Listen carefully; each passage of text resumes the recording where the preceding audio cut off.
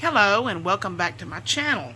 So you have decided to give this budgeting craze a try. It's the first of the year. Hopefully you haven't gotten paid yet, but if you have gotten paid already this year, that's okay. You can start on your second paycheck of the month. This is Sonia from Sonia's Budgets, and I budget mine and my husband's income every 2 weeks. This is starting the third year. Hard to believe that it's starting the third year of us giving every dollar a job and putting every dollar in a specific place. And so you have decided that you want to start doing this. There are literally over 1,000 different channels on YouTube that can explain this to you. I like to watch a lot of them. I just enjoy watching other people, how they budget their money and that sort of thing. I have my own way of doing it, but I do like to watch and see how other people do it. So, how do you get started? How do you get started with budgeting your money? Well, the first thing I suggest you do, number one, get to know your debts. Know your debts. Write down a list. And I'm going to do this in the simplest form, the least expensive form of budgeting. This is a notebook that I've got that I make a lot of lists. I'm a list person. I make lists for Christmas. I make lists for vacation. I make lists for the grocery store. I make lists for everything. It's just something I do. I enjoy doing it. I'm a visual person. Sometimes in my mind, it's overwhelming. But when I write it down on paper, it becomes more doable for me. I can see it. Either I can check things off, or I can, mark things out as I get them done. I'm a very visual person. I like to see it in writing in front of me. But this notebook, I bought this while my husband and I were in the Great Smoky Mountains back in last January. And I absolutely love this book. And I use it for all kind of things. But this is the front, this is the back. And I paid, it was $9.99. But I believe it was discounted so much, maybe 50% off. I'm not sure. But it's got a nice hard back and front. And I really, really, really like this book. I use it all the time. So, I have made out a sample budget. Hopefully, I've worked out most of the details on this. I won't subject you to that because it's my thought process, and my thought process can be extremely confusing to some people. Okay, first thing you need to do, I suggest, is go to the bank. If you don't have it on your phone where you can look to see where your money has been going and look and see where you have spent your money and that sort of thing. Now, the reason you need to do that, trying to adjust my light here. The reason you need to do that is because you would be shocked at where your money has gone. Take some highlighters. I've got, I think, 6 colors here. I got them at Office Depot. They weren't very much. And take some, I'm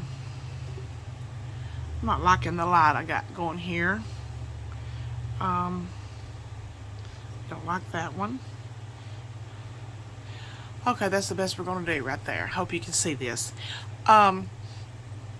Highlight all the grocery spends. And if you are not buying your groceries with a list and a plan, it will be shocking how much you are overspending each month in groceries. So go through your, write them down. If you have it on your phone, write them down. If you have your bank statement on your phone, write them down, go through and use a certain color and just color all of your grocery spends. all of your gasoline spends. And then the most important one that you need to color is the unnecessary spending, like stopping and getting a snack, stopping and just silly spending. It will be a shock to you when you add those numbers up. I know back before we were organized and made grocery lists and I had a meal plan and that sort of thing, is I went through a bank statement one time and colored in all of the Foodland and Big Star, all the local grocery stores, and colored all those in, and it was absolutely mortifying for me to see those, because I was like, that is so ridiculous, that's so lazy, extremely lazy to spend grocery money like that with no plan in mind and that sort of thing. So just go through and just do, if you want to just do one, just do your groceries, or just do unnecessary spending that you have done, and it will be absolutely horrifying for you to see it with your own eyes. But after you do that, know all of your debts. Know if you have credit card debt, if you have a car loan, if any kind of debts that you have, your mortgage, everything.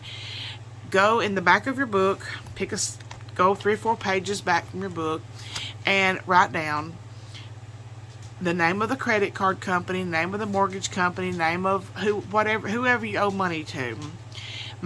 Write the name, the address, the account number, the balance. Write all the information that you can write. The minimum the minimum payment, the interest rate. Write all of that down.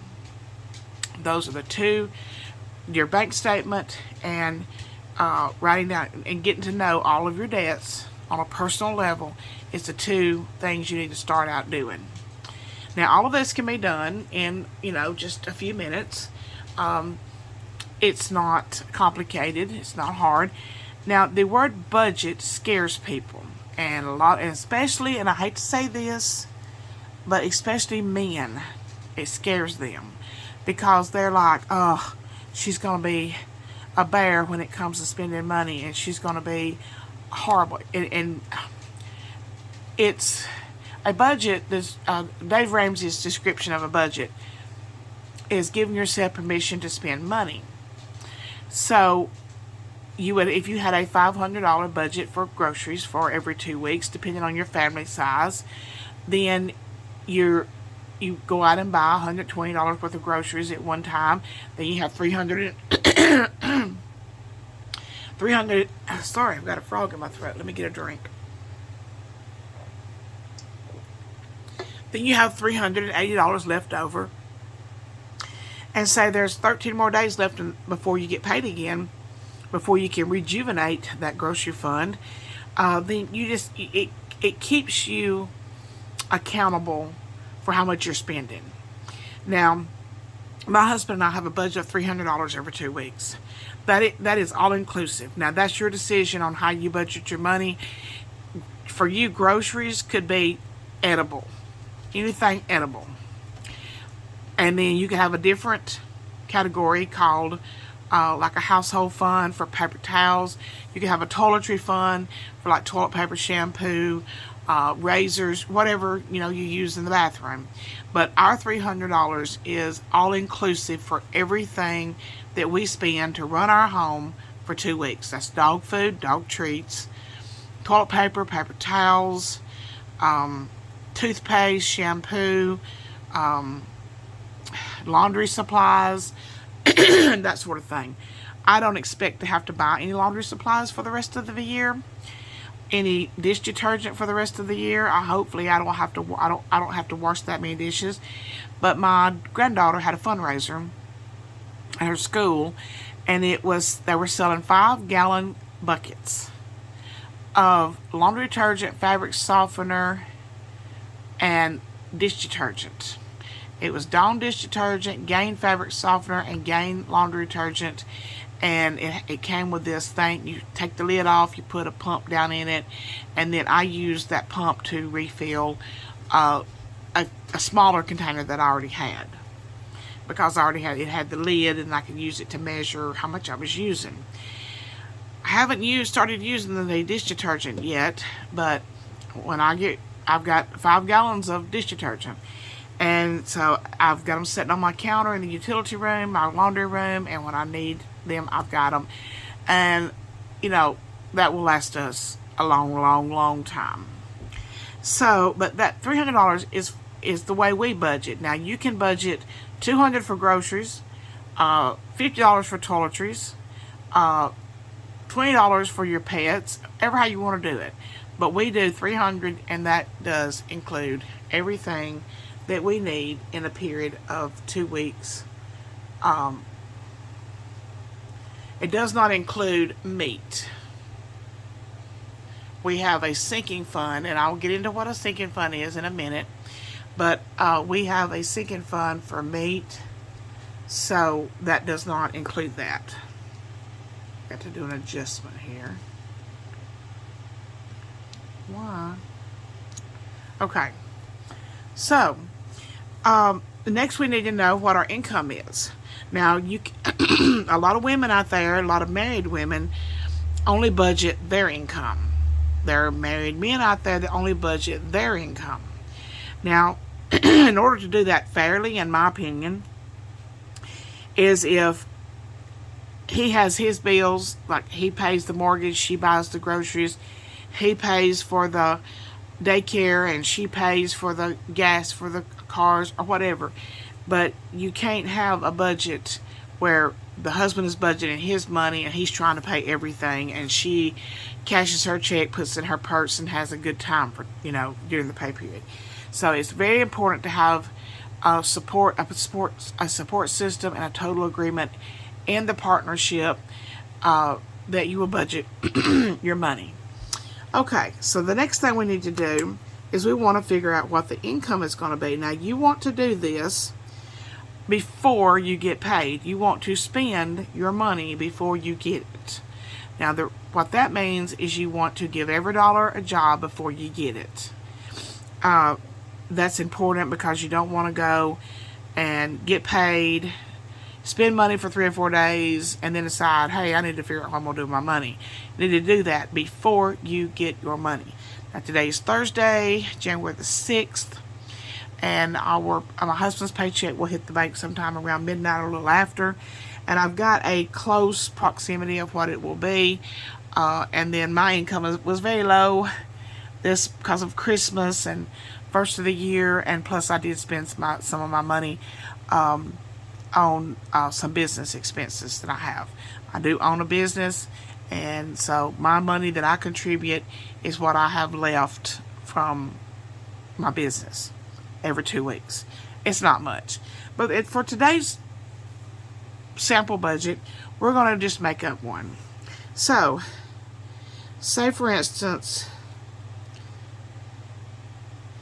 paycheck number 1 is either the husband or the wife. Paycheck number 2 is the others. And then say you have another sources of income. Say you have a side hustle. So, whatever that may be. I hope that's how you spell hustle. I don't think I've ever written the word hustle before. But say you have a side hustle that you babysit on the weekends and you get paid for that, or you have an Etsy shop that you make something and sell, or any kind of income that's not coming through a regular paycheck. And you may not have one. You may be single and only have one paycheck, and you may have a side hustle that you babysit on the weekends, or you may do DoorDash, or you may do is it Grub South, or where you deliver fast food or whatever. You may have a side hustle, and you also may have child support. That is an income. You need to, any money that's coming into your life, you need to write it down and account for it. But it's saying this one, we don't have a side hustle, and we are a single parent that draws child support. And your paycheck is this is based on a 2-week, bi-weekly and you draw $840 per every 2 weeks, and you get a child support check for the first paycheck. And first pay period of the month, you may have gotten this child support before the 7th of the month, but you want to include that in your income. Keep it whole until you get paid the first time, and so that you can have more money to distribute throughout your budget. Don't just take that child support check and cash it and have a good time and go to Chuck E. Cheese and all of this before you get paid. Keep it whole and keep it intact until you give every dollar a job. So say your child support for the first of the month, you get a child support check for $300. That is a total of $1,140 for this particular first of the month pay period. And I'm going to write out, first thing we have to do is pay our bills. We have to take care of our 4 walls, which is our home, our transportation, our food, and clothing. But in our bills, we're going to include rent, and it may be a mortgage, it may not be rent. Utilities. Now I'm doing this based upon my area and about what I know the prices to be around in this area. Your water bill, your phone bill, and your car insurance. Now the reason I included the rent and mortgage and in this with and this was due the 1st, 3rd, 5th, 10th, and 15th. I'm assuming that since it's the 7th of the month, you've already paid your rent, utilities, and water because those were due before the 7th. And so in this case, say your rent or your mortgage is, this is all examples, making them up, is $700. To make it easier for you, let's just say $350. Because we're either going to get at least one more paycheck this month, could be getting 3 more paychecks. Just you have to work out the numbers for yourself. And the $350 would be half, and you will have another opportunity to save up the other half. Utilities, say they are $100 a month, and you would save up $50, and these are the bills that should already have been paid. So that's why we're only saving up half. Water bill's $30, and we're going to save $15. But it's the 10th. It's before the 10th, and our phone bill is due, and it's $60. So we're going to save the whole $60, and then our car insurance is due on the 15th, and it is $75. We'll have to save up the whole $75. So the total on this is $550. And then you would decide, how much money have I got left over? I've got an old phone here that I'm using for because my calculator died. And let's see if I can figure out where that was. Oh, here it is. Our income is $1,140. We're going to subtract our bills, $550, and we have $590 left over. So then we're going to drop down to our cash envelopes. Now, cash envelopes is money that we will spend out of the entire 2 weeks, or the entire pay period, and you usually keep those pretty handy in your purse or in your car, whatever, and so that when you go to the grocery store, the gas station, and whatever, you have the money with you. But these will be spent out of on a regular basis. So groceries, say for the pay period, you're going to spend $100, which a budget is a very personal thing, so that might not be enough. You want to be realistic. Don't look at your bank statement and add up all the times you've been to the grocery store and it was $600 and say, oh well, I can get by with $100. That's not being realistic. And if you go over your budget quickly you will get frustrated and you will quit. So let's be realistic with the budget. But on the other hand, if you plan your meals, make out a grocery list, buy what is on your list, then it will be a huge savings than just willy-nilly spending your grocery money. But so we're going to save $100 for your groceries, and then gas, $60 for the pay period, and then spending money. It's unrealistic to think that at some point during the pay period we're not going to stop and get a quick lunch, a drink, a coffee, or something. So, and decide what is realistic for you. And if, for instance, if you're $100 and it's at the end of the pay period and you've got $60 left over, then you can trim your budget at that time. Or your gas, you budgeted $60 for your gas, and when you got through with it's time to get paid again, and you have $30 left over, then you can trim that. But set them, I guess what I'm trying to say is set them a little high at the beginning. And our total here is $210. And what we have left, deducting from the $590, is we have $380 left.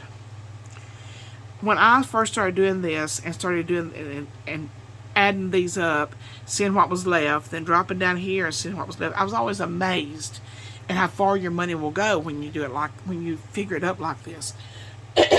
Now, sinking fund. Sinking funds, the best description for a sinking fund is small savings accounts that you contribute to very small amounts, saving for a large purchase or a large purpose, like Christmas, property tax, car maintenance, and you're just adding just a little at a time to those until you reach the time that you need to purchase a car tag or pay your property tax or buy Christmas presents or whatever. Then those are just small savings accounts, and you have to decide what small savings accounts will work best for me. Now, I highly recommend, and Dave Ramsey recommends, that you start out with an emergency fund. And when you first get started, I would highly recommend you only have one sinking fund, and that would be the emergency fund. The ideal emergency fund to start out with is $1,000. Now, nothing will wreck a budget faster than you're going along and you're living your budget, and for 3 months, and you go outside, you have a flat tire. I'll always use the flat tire as an example. And you go to get a new tire, and the guy at the tire store says, look, you got 2 tires that need changing really bad. This is unsafe.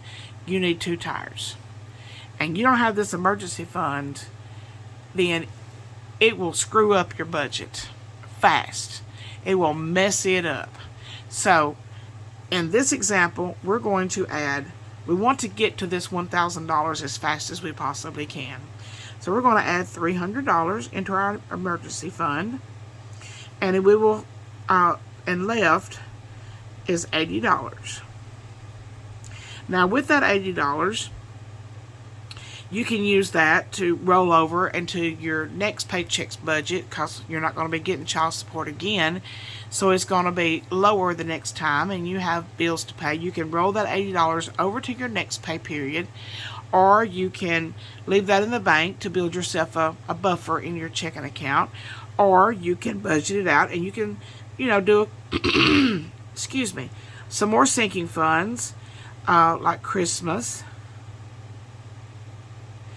and car maintenance, and you can put, say, $30 in each one, and you would have $20 left in your account as a buffer. And I recommend you do have a buffer, because sometimes there's things that come out of your account that you forgot about, and that you it's just like, so have your buffer in your account. Some people have thousands of dollars as a buffer in their account. many ways of budgeting, but they have been budgeting for a long time, and they have the money to put in that buffer account.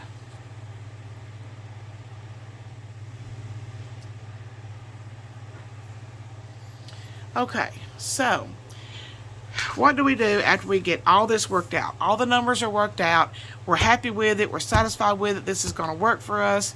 This is fine. This is great. This is how this is going to work. Now, this is not set in stone. For this paycheck, this is, you pretty much have it set in stone. The next paycheck may look totally different. You may only have a couple of bills. You got more, you have extra money, and you've got 2 or 3 credit cards you're paying on. You need to pick the lowest balance card. If you have a card that's got $500 on it, you have a card that has $1,800 on it. Pay the one that has $1,800. Pay the one that has $500 on it first. Get that one gone, and then you can tackle the bigger one. And in another video, I will show you how to tackle those debts and get those paid off. Next job you need to do is decide which one of these will come out that you'll write a check for, use your debit card for, or it's automatic draft. Leave those in the bank until the appropriate time for those to be paid or come out of your account. But say you pay your water bill in person. You would take, and I've just got these, I don't know where they came from, probably the dollar store. Just a regular personal size envelope. They're not even business envelopes. And they're like $1 for a box. Not very expensive at all. Now, some people in the budget community goes to very elaborate extremes for their stuff in their envelopes. That's fun. It's pretty, and I do it. But it's not necessary. This is one of my binders. This is my once-a-year binder, meaning that most of this stuff in this one will only be pulled out once a year. They're empty right now because I did empty out all of my envelopes at the end of the year and deposit in the bank, and I'm starting over. But this one is for holidays. I just contribute a few dollars a paycheck into this, and this is basically anything extra at the holidays. And it can be any holiday. It could be Easter, it could be 4th of July, it could be Thanksgiving or Christmas or somebody's birthday, whatever. And I just put a few dollars in here. I usually use it around Christmas time. I had $170 in here, and when all the family came in from out of town, my children brought the grandchildren, and we do have a Christmas attraction a couple doors down from us, and it's called Santa Land. It's very elaborately decorated, and we went the day after Christmas. Santa Claus was already gone back to the North Pole, but we got to see the Grinch, and we got to sit in his lap, and some of the kids got their pictures made. Some of them was like, hell no. But some of them got their picture made. My little 3-year-old grandson he was like, the look on his face was like, no. Won't be doing that. Grinch is fine on the TV, but he's not fine in person. So, I had set aside $170 to pay for everybody to get in. Now, I went up to the booth to where you pay to get in, and I had a conversation with the guy because I've known him my entire life. He lives next door to me, and I actually made the pants that the Grinch wears at the Santa Land. And so I walked up to the window and I said, I have 6 adults and 7 children. He said, just pay for the adults. So it only cost me $60 to get in, where it would have probably cost me well over $100. But he told me so I paid $60. I used the debit card because we don't have any credit cards. We've not had credit cards in a lot of years. But I keep a list of all of my, where's my book? Here it is. I keep a list of all of my sinking funds that are in the our savings account. I keep a list of them in the back of my Erin Condren Deluxe Monthly Planner. These are all of my sinking funds that I have, and I keep a tally of how much is in each one. And I started to add to them and for January, but I don't need to do that. I need to wait until the envelopes are actually stuffed. But I took that $60, and so now my holiday fund only has $110 in it, but I'm going to wait and see if I put $10 in it this pay period, then I will have the 110 plus the 170 minus 60, which is 110, plus the 10 that I plan on putting there, which will make it 120. I did pay my homeowner's insurance, which I had $590 in there, and I did pay that by writing a check to the insurance company for $538.50. I deducted it. I'll have to deduct it and put the balance here plus anything else I add to it. And when I do that, while writing a check, this money is not in my checking account, so I do a mobile transfer on my phone of the exact amount and transfer it into my checking account so that check can clear when it hits my bank account.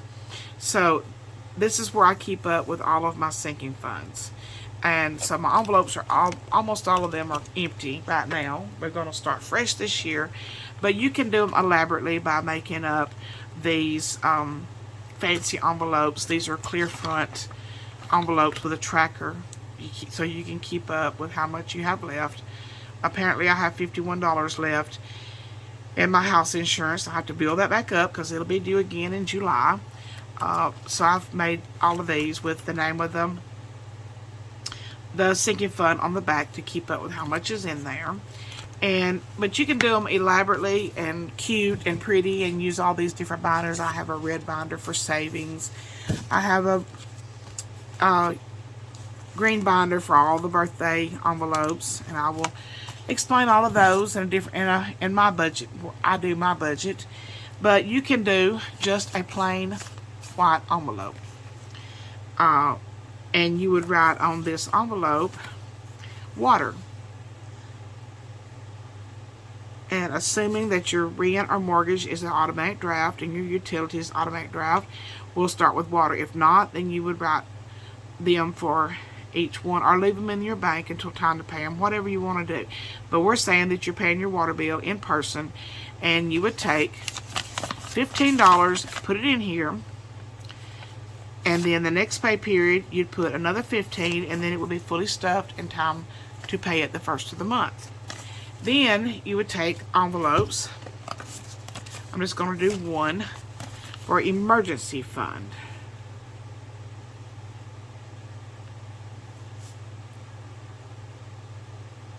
And we had set aside $300 for our emergency fund for the first paycheck of the month, and we would put the $300 in here, and you can track it anywhere on here. You can do January 7th, $300, and then as you add to it, you can add it up.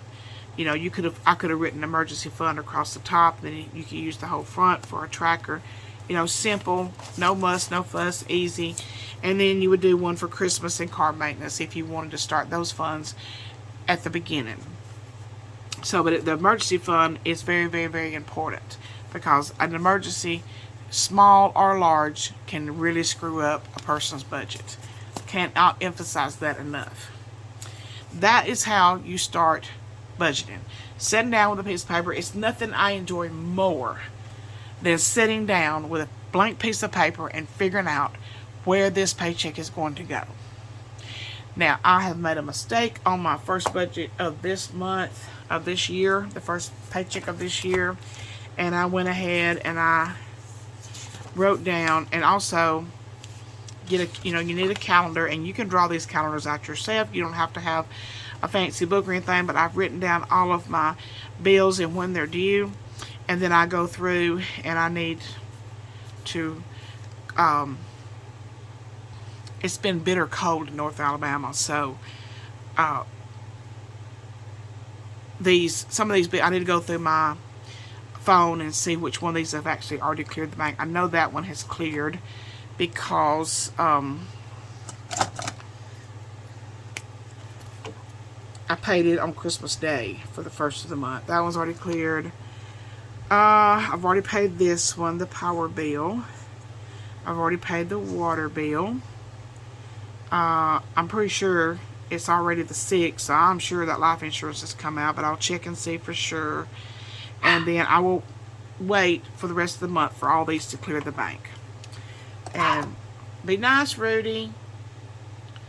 But I sat down and made out my budget for the first period check of the month, assuming that my husband's income would be the same as it's been. But he did take off and did not work any overtime the weekend of Christmas. No. He did not work any overtime the New Year's weekend because of the the college football playoffs. He took off the whole week and did not work an extra day. So that is not the total. And that was very ambitious of me to write $1,000 down there for me, because it's not that much. It's $120. So I have got to trim this up to make it work. But that will be in my own personal budgeting, where I do my own personal budget. But this is, I cannot stress to you how much this has changed our lives, and it made our lives so much better. And it can make your life better too. It can open up doors for you, and it can decrease your stress level. It can, I just cannot, I mean, I've only got one conversion right now, that I have converted over to doing paychecks this way, and that is my daughter-in-law. And a lot of times she will do their budget. Her and my son get paid the same day. She's an RN, but she is in the management of it, and she manages 3 dialysis centers in 3 different cities, and highly stressful, but she's paid well. Probably not paid enough, but she's paid well. And my son works at a place, he's maintenance at a place that makes some kind of car part, not sure what it is. But a lot of times when she does her budget, my son's paycheck is not spent at all. It's taken and put totally in the bank. Now they've got 1 grown son and 2 sons still at home, but a lot of times my son's paycheck is not even spent. And I think he told me the other day they had paid off 2 credit cards and about to pay off a 3rd. So they're doing very, very well. Very, very well in this. And anybody can do this. Any income, low income, middle class income. I don't care if you're a multi-millionaire. You can't just go out here and spend your money like, like it's a bottomless pit. Like you've got plenty to go around. Everybody has to budget their money, has to know where their money's going, have to make it count. So I hope you've enjoyed this. I hope you got some benefit from this. If you enjoyed this video, please subscribe, hit the like button, leave a comment, leave a question. Anything that you have to ask, I will be glad to answer it for you. I'll be glad to do a video on it and explain it that way. Just let me know. And I hope you have a profitable 2022. Hope you're well. Hope you stay well. And I hope you get on a plan. Thank you so much. Bye-bye.